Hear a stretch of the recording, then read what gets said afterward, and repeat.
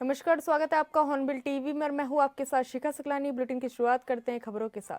BJP ने देहरादून के एक निजी होटल में प्रदेश स्तरीय कार्यशाला का आयोजन किया, जिसमें संगठन के पदाधिकारी, जनप्रतिनिधि और कई मंडलों और बूथ स्तर के कार्यकर्ता शामिल हुए। इस अवसर पर मुख्यमंत्री पुष्कर सिंह धामी ने कहा कि ये कार्यशाला पूरे प्रदेश में चलने वाले प्रशिक्षण अभियान की शुरुआत है, जिसके तहत बीजेपी की रीति, नीति, पद्धति और वैचारिक प्रतिबद्धता से कार्यकर्ताओं को अवगत कराया जाएगा। सभी अपने स्थान पर खड़े रहेंगे। वंदे मातरम गान कीजिए। आज पूरे प्रदेश के लिए जो आगे पूरे प्रदेश में सभी कार्यकर्ताओं का, जनप्रतिनिधियों का और जो हमारे पदाधिकारी हैं प्रदेश के मंडलों के, बूथों के, शक्ति केंद्रों के, उन सभी का प्रशिक्षण हो। रीति नीति पद्धति भारतीय जनता पार्टी किस प्रकार से काम करती है, राज्य सरकार, केंद्र सरकार, आदरणीय प्रधानमंत्री मोदी जी के नेतृत्व में जिस प्रकार से नए नए इतिहास रचे जा रहे हैं, नए नए डेवलपमेंट हो रहे हैं और एक हमारी पार्टी की वैचारिक जो सोच रही है, वैचारिक प्रतिबद्धता रही है देश की आज़ादी से लेकर अब तक, तो प्रशिक्षण के हमारे अभियान चलते हैं। उन्हीं अभियानों के लिए आज यहाँ पर पूरे प्रदेश की कार्यशाला आयोजित की गई है और इस कार्यशाला के माध्यम से अब जिलों में भी इस प्रकार के कार्यक्रम होंगे। जिलों में प्रशिक्षण के कार्यक्रम होंगे, मंडलों में होंगे और सभी जो हमारे प्रशिक्षित लोग हैं, वरिष्ठ लोग हैं, लंबा जिनका अनुभव है, अनेक विषयों के जो विशेषज्ञ हैं, हमारे वरिष्ठ नेतागण हैं, वो सभी इन कार्यशालाओं में प्रतिभाग करेंगे और कार्यकर्ताओं तक अपनी बात को पहुंचाएंगे, जिससे कि कार्यकर्ता हमारे प्रशिक्षित होकर समाज जीवन में और अच्छा काम करें और प्रतिबद्धता के साथ काम करें, विश्वसनीयता के साथ काम करें। खबर उत्तरकाशी से है, जहां कलेक्ट्रेट परिसर को बम से उड़ाने की धमकी मिली है। सूचना पर पहुंची डॉग और बम स्क्वाड की टीम ने कलेक्ट्रेट परिसर को खाली करवाया। परिसर में तलाशी ले रहे सभी कर्मचारियों को गेट के बाहर भेजा गया। वहीं जिला मुख्यालय में अफरा तफरी का माहौल बना हुआ है।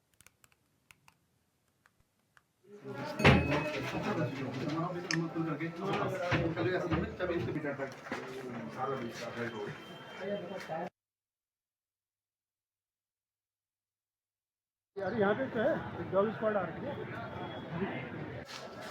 नैनीताल के जिला न्यायालय को एक बार फिर धमकी भरा ईमेल आने से सनसनी फैल गई। इस बार मेल में बम विस्फोट के तौर तरीकों के साथ लगाए गए अलग अलग बमों के ब्यौरे दिए गए। मेल में यह भी कहा गया कि उनका संदेश देने के लिए नैनीताल का न्यायालय सबसे सरल टारगेट है। बता दें कि इससे पहले एक मेल 16 फरवरी को सरकारी ईमेल पर इसी तरह से आया था। इसके बाद पुलिस और सुरक्षा एजेंसियां चौकन्ना हो गई थी। ईमेल मिलने के बाद एसएसपी डॉक्टर मंजुना टीसी ने आम जनमानस के साथ ही कोर्ट में कार्य कर रहे कर्मचारियों से अपील की वे किसी अफवाहों पर न आए। पुलिस प्रशासन हर जगह तैनात है।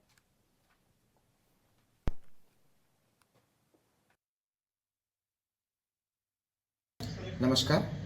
आज सुबह नैनीताल की माननीय डिस्ट्रिक्ट जज महोदय का ऑफिशियल ईमेल पे आज पुनः एक ईमेल प्राप्त हुई है।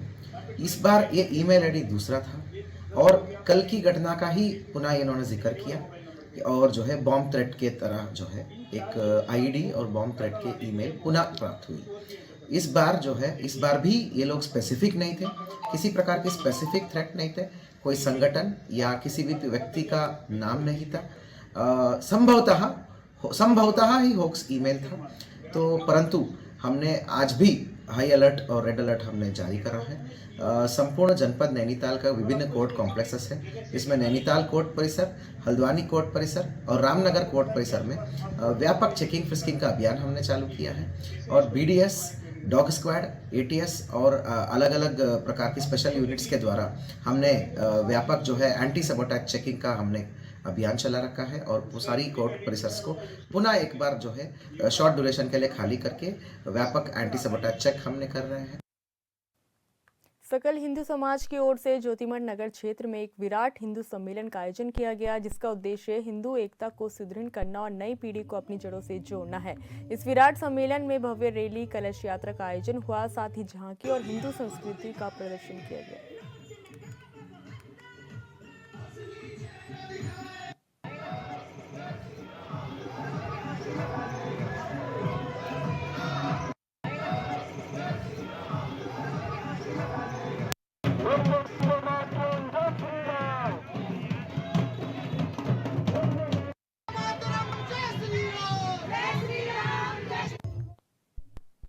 चंपावत के लोहाघाट के रिकेश्वर शमशान घाट में गंदगी का ढेर लगा हुआ है। घाट पर जगह जगह जली लकड़ियां और गंदगी बिखरी हुई है।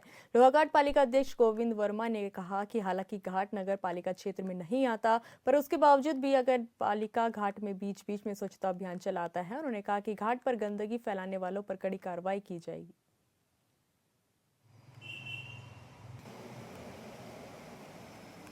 नगर से बाहर के रहने वाले जितने भी सौदा करने आते हैं, वो अपने जो भी शव लाते हैं या तो अजले छोड़ जाते हैं, और जो गंदगी है गंदगी साफ करके नहीं जाते हैं।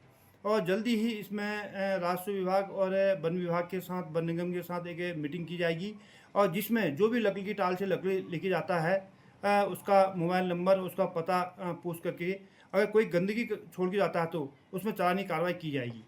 क्योंकि बार बार वहाँ पर एक चेतावनी बोर्ड भी लगा है नगर पालिका द्वारा कि अगर आप सौदा करते हैं, सौदा के उपरांत वहाँ पर स्वच्छता अभियान का विशेष ध्यान रखें, क्योंकि जो हमारे पूर्वज लोग हैं उनका अंतिम वहीं पर जो भी लास्ट दर्शन होते हैं वहीं पर होते हैं। उसके बाद सब पंचतत्व में विलीन हो जाते हैं।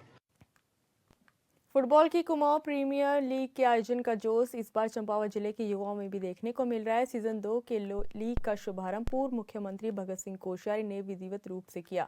इस प्रतियोगिता में कुमाऊं मंडल के सभी 6 जिलों की टीमों ने प्रतिभाग कर लिया है, जिसमें चंपावत, पिथौरागढ़, अल्मोड़ा, बागेश्वर, नैनीताल, उधम सिंह नगर की टीमें शामिल है।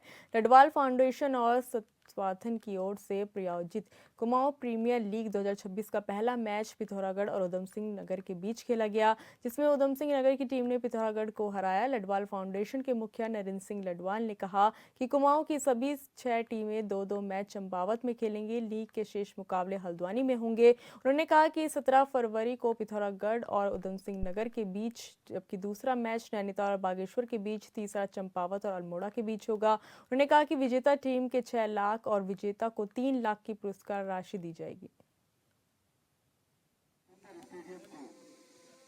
पहली बात तो यह है कि लडवाल फाउंडेशन के चेयरमैन नरेंद्र लडवाल हैं, वो इस चंपावत की पहाड़ की भूमि से निकल करके और उन्होंने दिल्ली, बेंगलोर, मुंबई एक सुंदर अपना कारोबार शुरू किया है, और कारोबार अच्छा होते हुए भी उनको ये लगा कि मुझे अपने घर जाना चाहिए, अपने गांव जाना चाहिए, पहाड़ जाना चाहिए। तो उन्होंने इस अपनी मातृभूमि को, चंपावत को केंद्र बना करके, और चाहे शिक्षा हो, चाहे खेल हो, चाहे कोई सांस्कृतिक कार्यक्रम हो, सब दिशा में एक अच्छे इस जिले को और इस प्रदेश को उदाहरण प्रस्तुत करने का संकल्प लिया। और उसी दिशा में ये जो खेल प्रतियोगिता, विशेष करके फुटबॉल की, यहाँ इन्होंने इनकी कल्पना है कि अगले 5 वर्षों में हमारा देश फुटबॉल में बहुत आगे बढ़े। ये सेशन 2 में हमारा फुटबॉल का जो कराने का उद्देश्य, यहाँ का जो खिलाड़ी बाहर के क्लबों से खेल रहा है उसको यहाँ पर एक बहुत अच्छा प्लेटफॉर्म देने का है, और उस प्लेटफॉर्म के माध्यम से हमारा यहाँ का प्लेयर आगे के लिए अपने भविष्य में और उत्तराखंड का नाम रोशन करेगा। ये हमारा इस फुटबॉल प्रीमियर लीग का मुख्य उद्देश्य है, और हम चाहते हैं कि यहाँ का जो युवा है वो खेल की तरफ बढ़े, ना कि नशे की ओर। हमारा ये भी एक मोटो है कि हम खिलाड़ियों को नशे से दूर रखें। कुमाऊं प्रीमियर लीग सीज़न 2 जो हमारा हल्द्वानी में इसका ट्रायल लिया गया था, जिसमें कम से कम 350 बच्चे प्रतिभाग किया था, उसी में से हमने ये 6 टीमें डिवाइड की हैं। और ये हमारा अल्मोड़ा जो हमारा आयोजन स्थल था, 12 तारीख को जहाँ 3 मैच खेले गए, फिर 14 और 15 को पिथौरागढ़ में हमारे 6 मैच खेले गए। आज हम चंपावत में हैं, यहाँ 6 मैच खेले जाने हैं। इसके बाद हल्द्वानी में सेमीफाइनल और फाइनल खेला जाएगा 20, 21 और 22 को। इसमें विजेता को 6 लाख रुपए की धनराशि दी जाएगी और उप विजेता को 3 लाख रुपए की धनराशि दी जाएगी। थराली में आपदा के बाद बंद पड़ी सड़कों को खुलवाने में जुटी मशीनरी और डंपर स्वामियों के लंबित भुगतान की प्रक्रिया शुरू होने की राह खुल गई है। आक्रोशित डंपर स्वामियों के साथ लोक निर्माण विभाग के अधिशासी अभियंता और खंडीय लेखाकार की बैठक में उप जिलाधिकारी ने मध्यस्थता कर ठेकेदारों के लंबित भुगतानों को जल्द से जल्द जारी करवाने के निर्देश दिए। की मीटिंग में ये डिस्कस किया। आज की मीटिंग में ठेकेदारों के बीच मीटिंग के बीच मध्यस्थता करने हमारे उप जिलाधिकारी महोदय हमारे बीच पहुंचे और समस्त ठेकेदार, संबंधित विभाग के एक्शन साहब, ई साहब, अकाउंटेंट, सभी लोगों ने बैठकर एक सुलह की कोशिश की, जिसमें एक समाधान की ओर हमने आज कोशिश की एसडीएम साहब की अध्यक्षता में।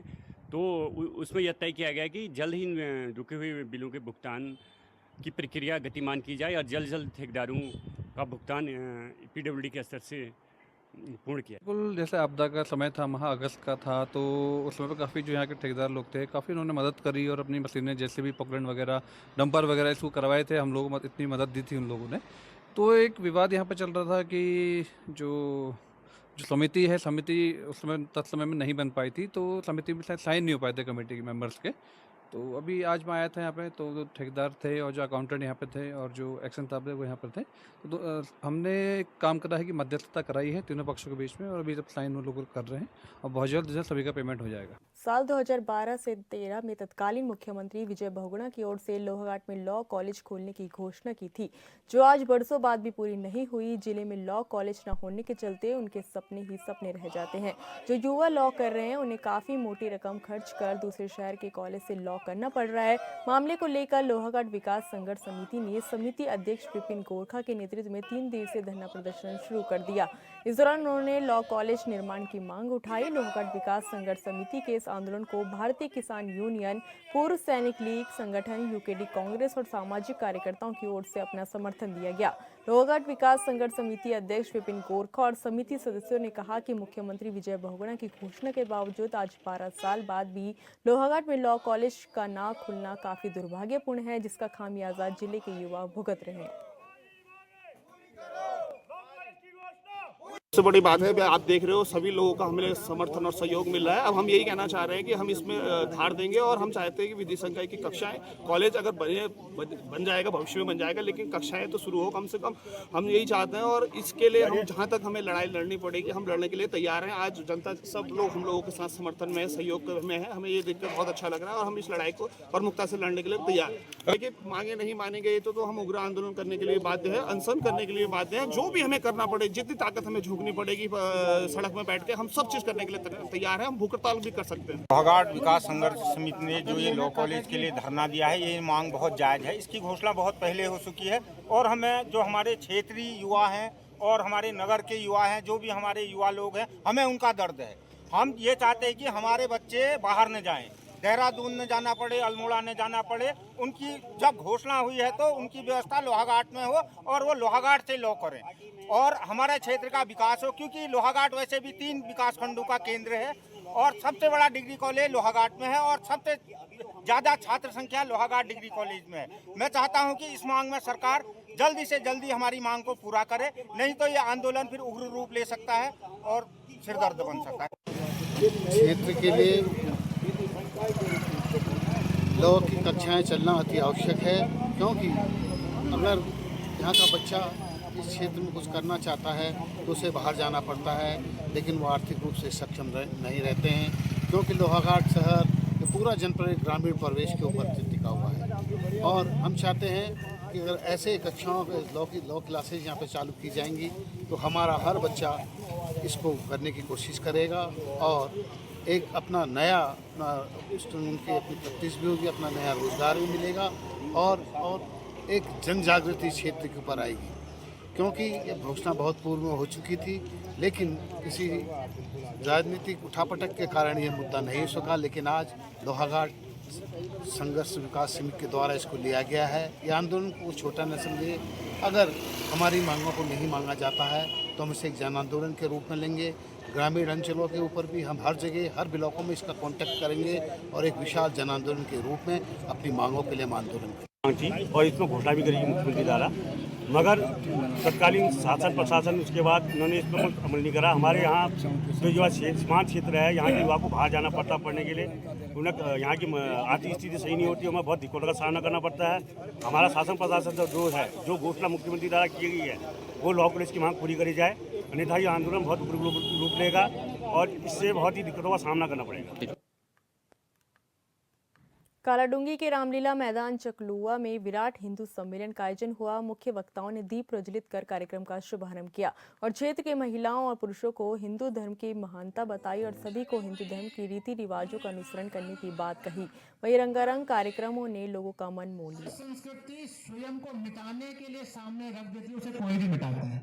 आज चकलुआ क्षेत्र में राष्ट्रीय स्वयंसेवक संघ आरएसएस के 100 वर्ष पूर्ण होने के उपलक्ष्य पर इस रामलीला मैदान चकलुआ में आज विराट हिंदू सम्मेलन का आयोजन किया गया है, जिसमें अपनी सभी ग्राम सभाओं के 5 ग्राम सभा से सभी हिंदू समाज के लोगों को घर घर जाकर अभिवादन कर हमने आमंत्रण देकर सबको यहाँ पर बुलाया है।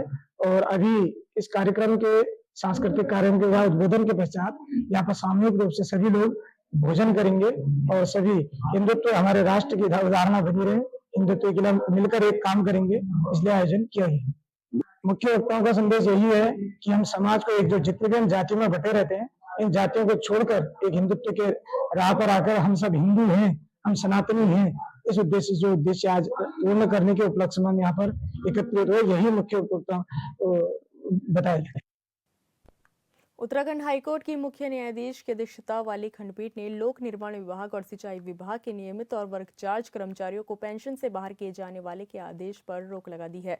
इस आदेश में 2016 के बाद नियमित हुए कर्मचारियों की पेंशन पर रोक लगा दी गई थी। साथ ही जिन कर्मचारियों को पेंशन मिल रही थी उनकी पेंशन भी बंद कर दी गई थी। मामले में शीतकालीन अवकाश के दौरान न्यायमूर्ति सुभाष उपाध्याय की पीठ ने कुछ कार्मिकों की याचिका पर सुनवाई के बाद वित्त विभाग के 16 जनवरी के आदेश पर रोक लगाई थी।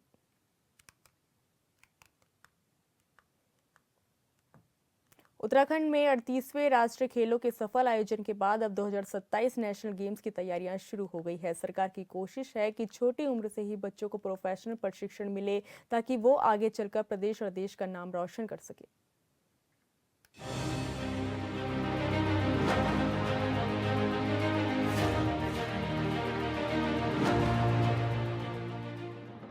उत्तराखंड को राष्ट्रीय स्तर पर खेलों की नई पहचान दिलाने की दिशा में राज्य सरकार अब संरचनात्मक बदलाव की ओर बढ़ रही है। पारंपरिक खेल छात्रावासों के स्थान पर आधुनिक स्पोर्ट्स स्कूल मॉडल विकसित करने की तैयारी शुरू कर दी गई है, जिससे बच्चों को कम उम्र से ही व्यवस्थित प्रशिक्षण, शिक्षा और खेल सुविधाएं एक साथ मिल सके। खेल विभाग की समीक्षा बैठक की गई है और इस बैठक में हमारे 2027 में जो नेशनल गेम होने वाले हैं, 2030 में जो हमारे राष्ट्रमंडल खेल होने वाले हैं, 2036 में जो हमारे ओलंपिक होने वाले हैं, उसके तैयारियों के निमित्त किस प्रकार से विभाग अपने स्पोर्ट्स पर्सन को कैसे हम और एक्सीलेंसी की ओर ले जाएं, उसमें हम क्या क्या चीज़ें हम लोग कर रहे हैं या हमें करना चाहिए, या जो हमारा गैप है उसे हमें कैसे फुलफिल करना चाहिए, उसको लेके आज चर्चा हुई है, जिसमें कुछ निर्णय जो है आज मेरी ओर से विभाग को दिए गए हैं, जिसमें हमने ये अपेक्षा करी है कि हम लोग 1 डिस्ट्रिक्ट 1 स्पोर्ट्स के कॉन्सेप्ट पे काम करें, जिसे हमारे यशस्वी प्रधानमंत्री जी भी लगातार कहते हैं। तो 1 डिस्ट्रिक्ट 1 स्पोर्ट्स में हमारे 13 जनपदों में 13 स्पोर्ट्स जहां जो बहुत अधिक प्रचलन में है और जो IOA का भी जो हिस्सा हो, तो हम लोग उस स्पोर्ट्स को जो है हम लोग बढ़ाने का काम करें, ये निर्देश दिए हैं। खेल मंत्री रेखा आर्य का कहना है कि अगर प्रदेश को वास्तव में खेल भूमि बनाना है तो खेल प्रतिभाओं को बचपन से ही सही मार्गदर्शन और संसाधन उपलब्ध कराने होंगे। उन्होंने विभाग को विस्तृत प्रस्ताव तैयार कर कैबिनेट में प्रस्तुत करने के निर्देश दिए हैं। उसका प्रस्ताव शीघ्र जो है वो कैबिनेट में लेकर आए, ये भी आज डायरेक्शन दिए हैं। इसके साथ ही स्पोर्ट्स स्कूल के कॉन्सेप्ट पे भी काम करने के लिए कहा गया है। स्पोर्ट्स स्कूल का कॉन्सेप्ट अपने आप में बच्चों को किस प्रकार से बहुत अल्पायु से ही उनके अंदर स्पोर्ट्स कल्चर हम डेवलप कर पाएँ और समय के साथ में उनको पूरा प्रशिक्षण और आने वाले समय की चुनौतियों को पार कर पाएँ, तो इस कॉन्सेप्ट पे भी हम लोग काम करें। समीक्षा बैठक में खेल मंत्री रेखा आर्य ने कहा कि वर्तमान में संचालित 14 स्पोर्ट्स हॉस्टल पुराने ढांचे पर आधारित हैं, जिन्हें समय की मांग के अनुरूप उन्नत किया जाना आवश्यक है। प्रस्तावित स्पोर्ट्स स्कूलों में 6 वर्ष की आयु से बच्चों को प्रवेश देकर खेल प्रशिक्षण, शैक्षणिक पाठ्यक्रम और ऑनलाइन कोचिंग प्लेटफॉर्म के रूप में विकसित होगा। जो हमारे स्पोर्ट्स स्कूल जो हमारे गवर्नमेंट के होंगे, जिसमें अभी ये भी एक सुझाव और अथवा चर्चा हुई है कि हमारे जो स्पोर्ट्स हॉस्टल है क्यों ना हम उसको स्पोर्ट्स स्कूल में कन्वर्ट कर दें। तो जो स्पोर्ट्स स्कूल की जो रिक्वायरमेंट है उसका परीक्षण होगा और आने वाले समय में स्पोर्ट्स हॉस्टल को जो है स्पोर्ट्स स्कूल में जो है हम लोग कन्वर्ट करेंगे। इसके साथ ही जो प्राइवेट सेक्टर में भी हमारे स्पोर्ट्स स्कूल को हम प्रमोट करें, उसके भी दिशा निर्देश दिए हैं कि उसमें हमारे को प्राइवेट सेक्टर को प्रमोट करने के लिए जो बेहतरीन हमारे पास में ऑप्शन हो या कंडीशन हो या जो उस प्राइवेट सेक्टर से बात करते हुए किस प्रकार की हमें सब्सिडी दी जानी चाहिए, किस प्रकार से हमें उसमें काम करना चाहिए, तो वो स्पोर्ट्स स्कूल के कॉन्सेप्ट पे प्राइवेट सेक्टर भी पार्टिसिपेट करे, इसके लिए भी विभागीय प्रस्ताव तैयार करने के लिए कहा है। इसी के साथ में अधिक से अधिक हमारे स्पोर्ट्स एकेडमीज खुले। जो स्पोर्ट्स एकेडमी प्राइवेट सेक्टर में खुलना है, पहाड़ और मैदान के लिए भी जो है बजटरी हमारे को किस तरीके से हम उनकी एकेडमीज को खोलने में हेल्पफुल हो सकते हैं, चाहे वो सब्सिडी पार्ट से हो चाहे वो अन्य पार्ट से हो, उसको भी परीक्षण करें ताकि भविष्य में हमारे बच्चों को जो यदि अल्मोड़ा का हो या चमोली का हो या चंपावत का हो या वो रुद्रप्रयाग का हो, तो वहीं मौके पर ही उसको ऐसे एकेडमीज मिल जाए ताकि बच्चों को दूर कहीं मुख्यालय में ना आना पड़े अथवा बच्चों को जो है आउट ऑफ अपने स्टेट ना जाना पड़े। बैठक में फिट उत्तराखंड को ऑनलाइन कोचिंग प्लेटफॉर्म के रूप में विकसित करने की पहल पर भी जोर दिया गया। इसके तहत ऐप पर पंजीकृत 1,22,000 खिलाड़ियों के वीडियो विश्लेषण कर उन्हें विशेषज्ञ मार्गदर्शन देने की व्यवस्था की गई है। इसके अतिरिक्त हल्द्वानी स्थित खेल विश्वविद्यालय में जुलाई से कक्षाएं प्रारंभ करने की तैयारी की समीक्षा की गई है। क्या स्पोर्ट्स नर्सरी, चूंकि हम लोग ऑलरेडी उद्यमान और योजना चला रहे हैं जिसमें हमारे बच्चे 8 से लेकर 10 वर्ष तक के बच्चे 8 से लेकर 12 वर्ष तक के बच्चे जो है वो उद्यमान में आच्छादित है और उन्हें लगातार जो है 1500 रुपये प्रतिमाह स्पोर्ट्स फंड भी प्राप्त कर रहे हैं। तो हमारे इन्हीं बच्चों को जो है हम लोग आगे चल के प्रमोट करें, उनको और बेहतरीन अवसर दें। तो इसके लिए जो है स्पोर्ट्स नर्सरी का जो है हम एज 6 से हम लोग चाह रहे हैं कि हम लोग उसकी शुरुआत करें, तो इसका भी विभागीय प्रस्ताव बनाने के आज निर्देश दिए हैं। इसके साथ ही माननीय प्रधानमंत्री जी ने फिट इंडिया का जो आह्वान सबसे किया है, तो उसी तर्ज पे जो है फिट उत्तराखंड का आह्वान स्पोर्ट्स डिपार्टमेंट सबसे करता है और फिट उत्तराखंड के लिए भी आखिरकार हमारे को क्या क्या स्ट्रक्चर हमें डेवलप करने हैं या फिटनेस के लिए, चाहे वो हमारे अग्निवीर की तैयारी के लिए, चाहे हमारे खुद की हेल्थ के इशू के लिए, तो हमें वो उस कॉन्सेप्ट में भी हमें काम करना होगा और उसका भी वो प्रस्ताव तैयार करें ताकि जो है मौके पर ही फिट उत्तराखंड के जो इक्विपमेंट्स हमको रिक्वायर्ड है बच्चों के लिए तो वो हम दे पाए अथवा हमारे सीनियर्स के लिए वो हम दे पाए, उसके भी आज दिशा निर्देश दिए हैं। और मैं समझती हूँ कि यदि हम fit Uttarakhand sports school, sports nursery या हमारे 1 डिस्ट्रिक्ट 1 स्पोर्ट्स के कॉन्सेप्ट पे यदि हम सफल होते हैं तो मैं यही मानती हूँ कि आने वाले समय में चाहे वो 2027 हो, 2030 हो, 2036 हो, हमारे यही बच्चे आगे चल के जो है प्रदेश का नेतृत्व करते हुए प्रदेश का नाम जो है वो मेडल लेके जो है नाम रोशन करने का काम करेंगे। एक जनपद एक खेल योजना पर भी काम होगा। बैठक में एक जनपद एक खेल योजना पर भी जोर दिया गया, जिसके तहत प्रत्येक जिले के प्रमुख खेल विद्यालय को विकसित उसे स्थानीय पहचान दी जाएगी। कुल मिलाकर ये है कि राज्य सरकार की कोशिश है कि पहाड़ से लेकर मैदान तक बच्चों के लिए खेल एकेडमी उपलब्ध हो। Bureau report, hornbill TV.